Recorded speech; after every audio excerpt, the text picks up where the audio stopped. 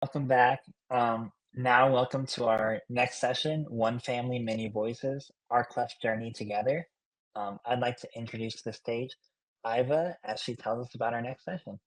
Hi everyone, I'm Iva Ballou, the Cleft Community Development Manager for Smile Train, and I have to say I am so thrilled and honored to introduce our next group of speakers. That will be the Frost family, and for the very first time on the CleftCon stage, we will be talking about the Cleft journey from the whole entire family's perspective, from the dad who was cleft affected to his younger daughter Parker, who's cleft affected, and the mom, Stacy, and the sister, Alexa. We are so thrilled and honored that they would allow us to get a sneak peek on what it meant to be cleft affected from the whole entire family's perspective. I can't wait. I know that you all are going to love it. Go ahead and put in the chat right now how excited you are. And without further ado, again, happy to introduce Ben Frost. Hi, my name's Ben Frost. I was born with a bilateral cleft lip and palate, and live down here in Delray Beach, Florida. Hi, I'm Stacy Frost, and I'm mother of Parker Frost, born with a cleft lip and palate, and I live in Delray Beach, Florida as well. Hi, I'm Alexa. I'm Parker's sister and Ben's daughter, obviously. I'm a senior in college, and yeah. Hi, my name is Parker Frost, and I was born with a unilateral cleft lip and palate, and me and my family are very excited to be here and share our story. Can you take us back to the early days when you learned that your youngest daughter would be born with the cleft?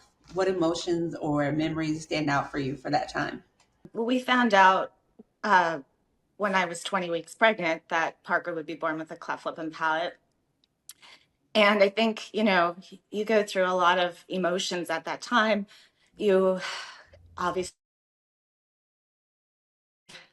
you stress about a lot of things. I think after we had time to process it, we kind of then just went into working mode, so to speak, in terms of finding the right people to help us get through that. And we were very lucky to be living in New York City at the time. And we did a lot of research and found out that the team at the craniofacial unit at NYU Langone was the best place to go. And so we started our journey there.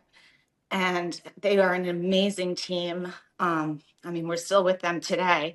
Different faces, of course, but they're really fantastic. And they taught us so much. They taught us what to expect when she would be born, how to feed her when she would be born, a timeline for surgeries. We learned how to do all the taping. And luckily, we got to learn all this before she was born so that we were well prepared. So those are my earliest memories. It's interesting. I mean, back then, the 3D, the 3D testing that was done only got done if you paid for it out of pocket. We did all of that to kind of find out because I don't know, Stace, I'm not sure they would have known she had a cleft lip had we not proactively kind of tried to find out. And we tried to find out because obviously it's hereditary and it was important for me. And I think similar to Stace, just the process of finding out. Um, for me, the easiest way to deal with it was to kind of, as Stace said, go into work mode and just kind of focus in on, okay, this is what it's going to be, and let's deal with it the best way we can. As someone who's personally walked the cleft journey, what went through your mind hearing that your daughter would share the same experience with you? Because it's hereditary, there's obviously the guilt that it's clearly my fault. No real question about that. And then you kind of think about it, you realize it worked out just fine for me. And obviously, there are bumps along the way, but the reality is there's bumps along the way for everybody, and everybody has their own crosses to bear. And this was just going to be our daughters. And I think that was really the mentality we all had, which is everybody goes through life and finds their own path based on kind of what they have available to them. I think for me, it made me who I am, for better and for worse. And I kind of my hope was that Parker would have that same opportunity. And listen, 17 years later, clearly is the case. How did those first few months or even years shape the way that your family bonded or showed up for one another? Oh gosh, I don't remember that early because I was 4. But I think just like watching how much like time and effort my parents put into that when I was younger, like showed me how great of parents they were. Even if it like wasn't specifically to me, like making sure that I was like just as well taken care of as Parker. So I think that showed a lot about them as just like great parents. So yeah. Yeah, I mean, I just remember, I mean, obviously I was really young, but even the first surgery, I remember just, waking up and having my whole family there and like seeing them be there for me and, you know, like going out to get me food or I couldn't eat solids, so going to get me smoothies and just always being there for me no matter what. How did you balance being a caregiver to both girls, making sure that your youngest still had the care that she needed, while also protecting time and attention for your oldest, Alexa? It's so true. You do have to focus as well on your other I mean, I only had one at the time. So one other, I mean, and I know a lot of families have many more children than one to deal with. And, um, we just made it work. I would, create special times to be with Alexa and just have a babysitter come for Parker at those times. And that we could still have our bond together like we always had because they're 4 years apart. So I don't want to change that. And yeah, so we created our own little special times, whether it was I would take her to school and pick her up and we'd walk across the park together. We were very lucky to have Ben's parents living close by, so they were very helpful for us as well. And they would come into the city and help us out whenever we needed it. It truly does take a village, as they say. I mean, again, I think Stace and I, and frankly Alexa as well, all played our roles. I mean, I think I was working pretty hard at that stage in life. I'm probably still working pretty hard, but certainly back then was working really hard. And so I think we kind of acknowledged that Stace was going to be the primary caregiver in dealing with those early years. I mean, I went to some of the doctor's appointments, but one, I wasn't very good at it, and two, Stace was really committed and dialed in on that aspect of it. So I do think, actually, certainly in this context, Stace was the head of the village.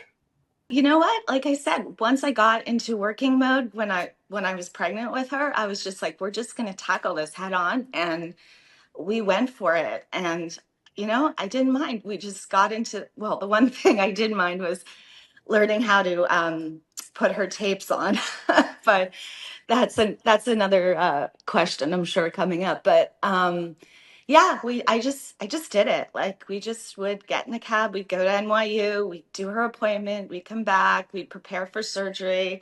I treated it like a job, and I think it made Parker and I very, very close. I mean, the surgeries were tough, but I think the taping was a real challenge. Getting that down was hard, but we did it, and it worked out great. And that, I mean, I will say for me, um, the advantage I had was I went through something like Parker went through. Um, the disadvantage I had is I went through something that Parker went through. But when I did it, I mean, I had a surgery year for the first 13 years of my life, which isn't fun, but it wasn't quite as hands on for my family on a day to day basis. I think the early months, in particular, really the first, I guess, year, was really hands-on in terms of, as they said, trying to figure out exactly how to do it. And listen, it's a newborn. Newborns don't always do what you want them to. They do what they want to because they don't know any better. And so you feel like you are torturing this poor kid by just doing what the doctor told you to. And so just getting used to that.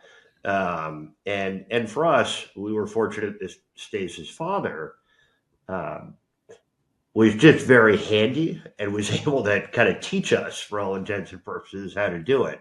And so, to the point that it does take a village. I mean, we really used the entire family unit to kind of each play a role. And then once you get the hang of it, it's not so bad. But it's just hard when you're getting feedback from your child that they're in pain, uncomfortable, unhappy, what have you, and you're trying the best you can. You kind of get past that. And then, I mean, as you get older, you deal with are they making friends? Do people like them? And things like that. But that, I'd say, is more, again, that's more normal, so to speak. What was it like watching your younger sister go through surgeries and appointments growing up, and how did it shape how you see resilience? I remember I was at Parker had one of her surgeries over one summer that I was at sleepaway camp, and I remember feeling so guilty, like horrible, um, that she was going through that, and I was having so much fun. But apart from that, like that guilt, it's just like she's so strong, and it's like it blows my mind. It's amazing to see like how I am such a crier. This is not a good thing for me. Um, yeah, she's the strongest person I know, seriously. Like I will always forever say that I look up to her, even though she's my little sister. So yeah. How did your family make you feel supported through surgeries or moments where you felt different? Kind of always goes back to like my surgeries because I think those are the moments that I remember most, unfortunately. But I think 2 years ago when I had my jaw surgery, it really it was definitely one of the hardest moments I've had, and I wasn't always the nicest to my family, and I think just the understanding that they had, obviously my dad knew what I was going through, and he understood kind of the pain and the what a hard time it was, and um they were always there for me, and even with my doctors, and they kind of reassured me that everything that was happening was normal, and um, I would get through it, and it would be over in a few weeks. And I think that was definitely a moment that I was like, these people will always be there for me, and they will always support me no matter what. Did you ever find yourself stepping into an advocacy role for your sister in school or social settings? I think I've gotten the opportunity to do a few fundraisers. I remember we were talking at ClefCon this summer about how one year for one of my birthdays I didn't ask for gifts, I asked for donations to Smile Train, and so I think I've gotten the opportunity to do a lot of that, especially as Parker's gotten more involved over the years. Being able to talk about what a cleft is and what it means to be cleft affected, and also raising money as well. So yeah. How did your own cleft journey shape how you approached advocating for your daughter's care? I think I'll differentiate. The caregivers were incredible. And Stace talked about NYU. For me, it was CHOP in Philadelphia, the Children's Hospital of Philadelphia. And I always got a kick out of the fact that my surgeon had worked with Parker's surgeon, and Parker's new surgeon worked underneath her old surgeon. And so the quality of care was just always impeccable. The knowledge and the caring um, made all the difference in the world. And then you deal with the insurance companies. And listen, the insurance companies are organizations that are required and are absolutely what allowed us to get the care that we got. Coming out of pocket for those surgeries at that period of time would have been really tough. And so I always had an appreciation for the role that they played. But the role that they played is to make sure that everybody gets the care they need, not the care they want. And so managing through that process, without question, and apparently I'm the yeller in the family, there's nothing quite like screaming at the top of your lungs in a doctor's office at an insurance agent who is trying to do their job but isn't doing what you want them to. We always, and listen, maybe we're just fortunate, we always got what we needed. The insurance companies were always able to come through and get us what we needed. The process of getting there was frustrating, and took a lot of time and a lot of effort. I always remember my mom talking about pre-existing conditions and concepts that I had never really heard of, and I'm not sure I would have ever heard of. And so I knew a little bit of the lingo to speak with agents about what they had to do effectively versus kind of what they thought they should be doing. And the problem with cleft lips and palates, um, they're not that frequently dealt with by insurance companies. And so you're dealing with an agent that has no idea what you're talking about. And it sounds like that it's just an optional um, surgery to make yourself look better. And obviously, yeah, that probably is part of it, but that's obviously not the important part of it. How has this experience changed the way that you see beauty, strength, and family resilience?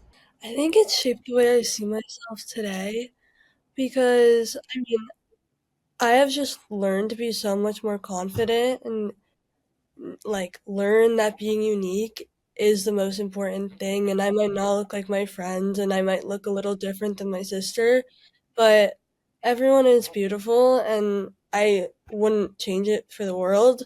Maybe I wouldn't have 5 surgeries, but I think it's just made me more resilient and made me a stronger person in the end. And um, I'm honestly thankful for it. And um, yeah.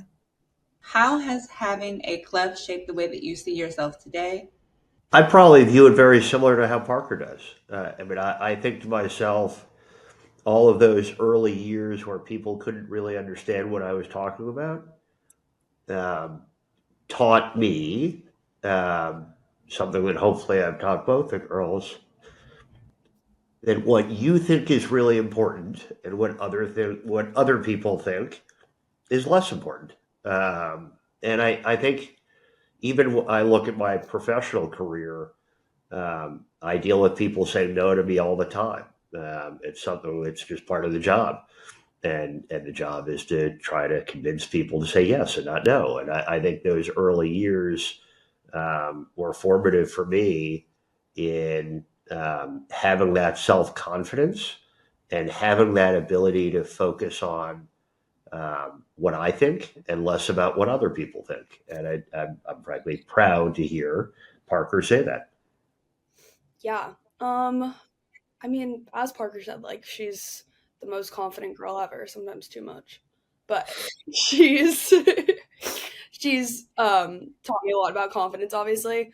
And then empathy, I don't know. I feel like if anything, like I always felt like a little bit more guilt than empathy. I don't know if that's right or wrong or if there is like a right answer here.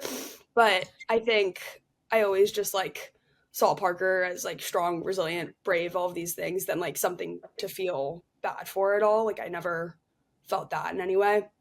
So I think it's taught me like a lot more about being confident and brave and resilient. Sorry, I was just gonna say I think it brought a lot of teaching moments for other people because a lot of people didn't know she had a cleft lip and palate. So we were able, or had never met anyone with a cleft lip and palate. So we were able to sort of teach them a little bit about what it's like to have a cleft lip and palate, what they have to go through. And so, I think that's important to note as well. And I think, we did that all those years and, I mean, she always looked wonderful. They did such an amazing job. So sometimes people didn't even know. But yeah, there were a lot of teaching moments. As Alexa said, Parker is just so confident in who she was, and she always was. Just as even a little 2-year-old, she was super, super confident. Beauty's all on the inside. Absolutely. How does it feel to share this bond across generations?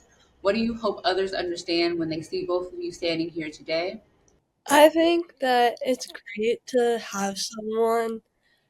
I never knew anyone, my own age or honestly someone with a cleft other than my dad, and just to have that experience and kind of, go to him and ask questions, did you have to do this? Like, with the orthodontics, and he gave me so much advice, just kind of how to go through it with school and just go through life, and it's just really great to share that with my dad.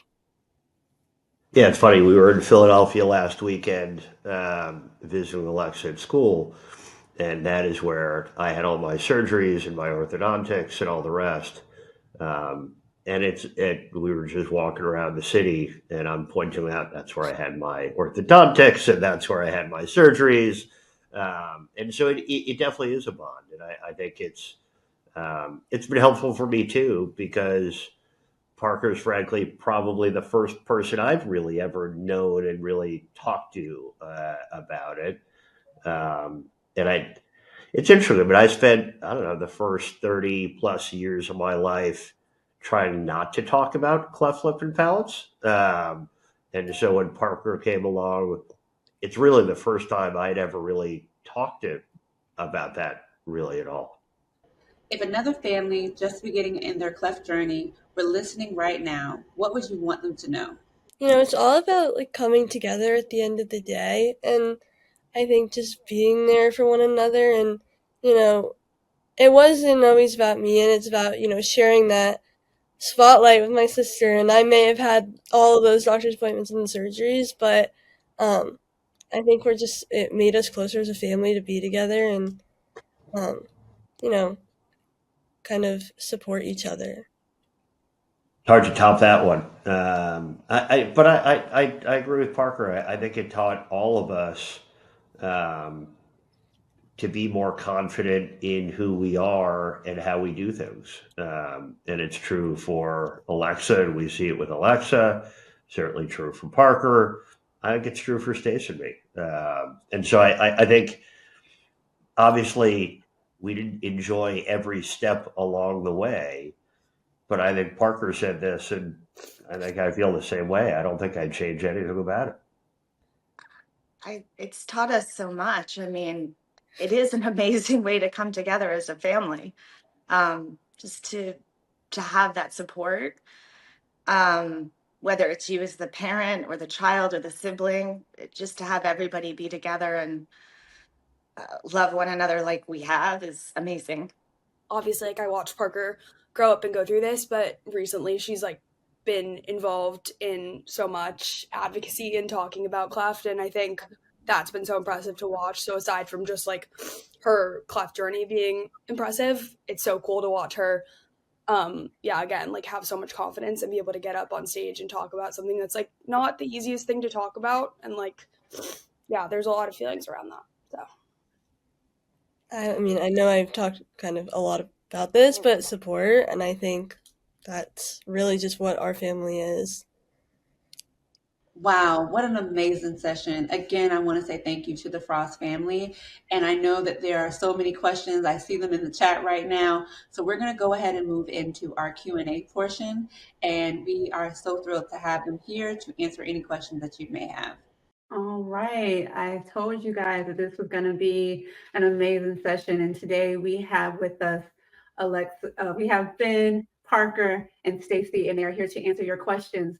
So, and I see that there are so many questions in the Q&A, so let's get it started. The very first question is, as a cleft-affected parent, how did you handle the emotional/mental aspects of having a cleft-affected child? I can imagine it's hard to see your child go through some of the same pain that you did.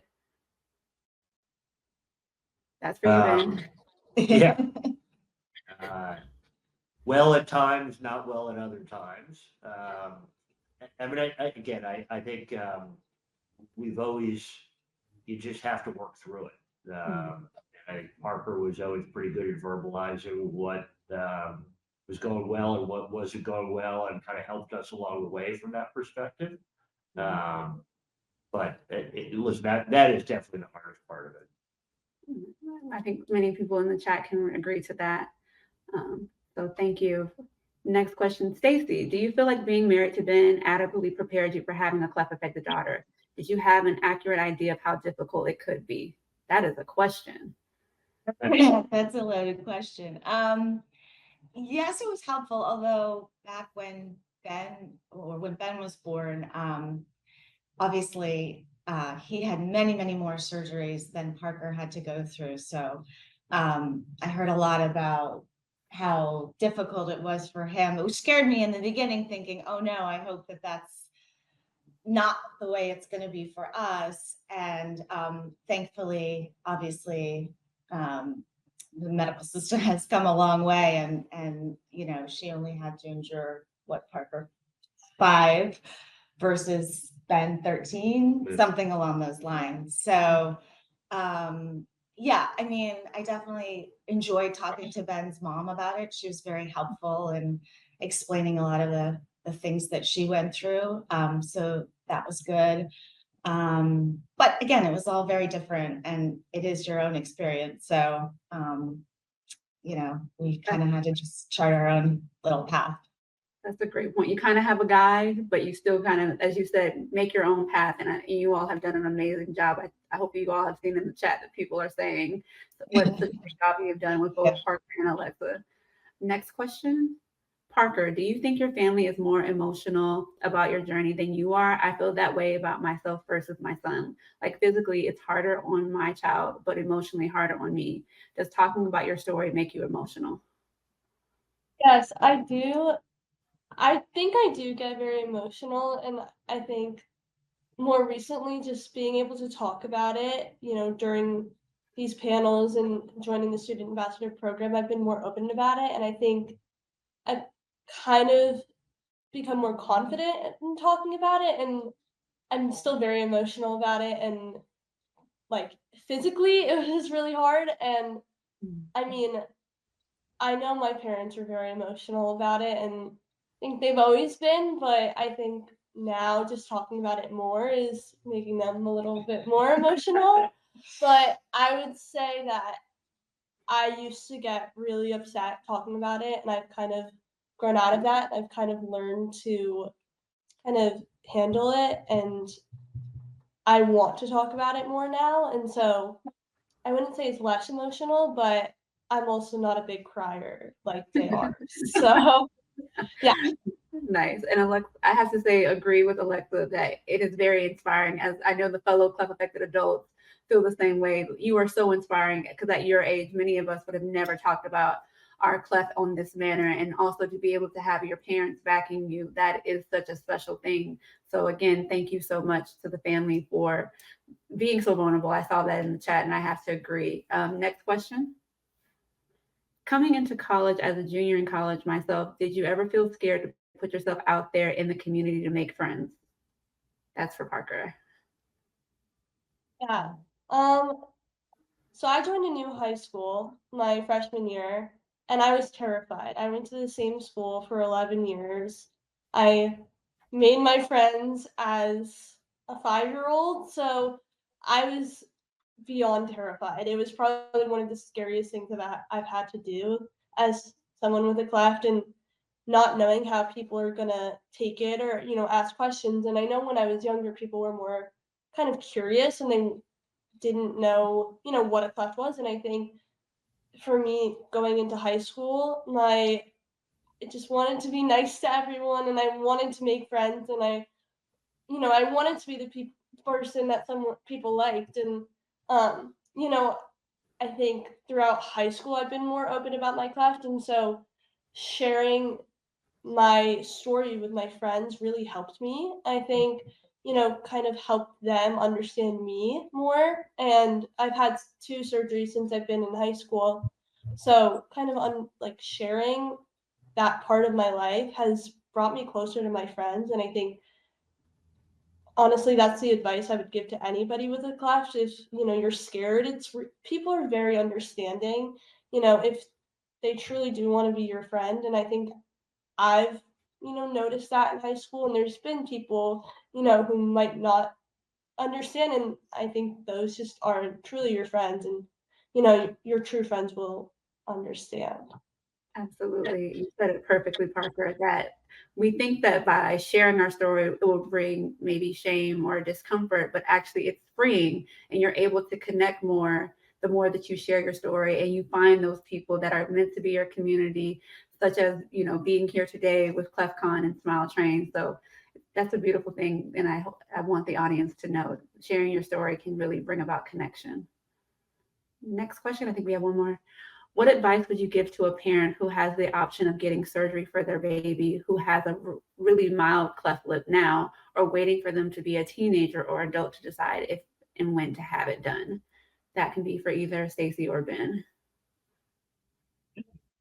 I guess having gone through it, both myself and with Parker, my own 2 cents would be better to do things early, proactively. And even with Parker, I mean, as hard as it was to see her as a 6-month-old go through that, it was harder to see her as a 15-year-old go through that. And so, again, it's never fun. I think better to probably do it proactively rather than wait. I would agree with that. Absolutely. Yeah. And I think we have time. Oh, the MCs are on the way. Well, again, thank you so much to the Frost family. Hi. Yeah, that was, I relate so much to that, having a cleft and having a child also born with a cleft, just those feelings that you get of like, it's my fault, or watching your child go through something that you went through is just, it's hard. And it was so lovely hearing your journey together and your family's journey. And I really want to thank you for that. And I want to remind everybody that Smile Train's US programs have ways for everyone in the family to get involved. You have your student programs, endurance programs, young leadership circles, Cleft Community Advisory Council. If you go back to our lobby, you can take the poll and kind of let us know what you want more information on, and we can provide that to you. But just like the Frost family is shown here, we have something for everyone, and the whole family can be involved in this cleft journey. Thank you, really, truly, for sharing your story.